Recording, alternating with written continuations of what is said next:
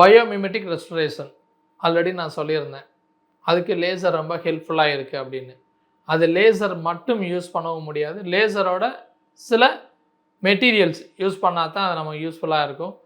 அந்த மாதிரி பயோமிமெட்டிக் மெத்தடுக்கு லேசர் இல்லாமல் பண்ணுறது அப்படிங்கிறது ஹைலி சேலஞ்சு. ஸோ இந்த லேசரை யூஸ் பண்ணி இன்ஃபெக்டட் டிஷ்யூவை மேக்ஸிமம் ரிமூவ் பண்ணி அஃபெக்டட் டூத்துன்னு ஒன்று இருக்கும்.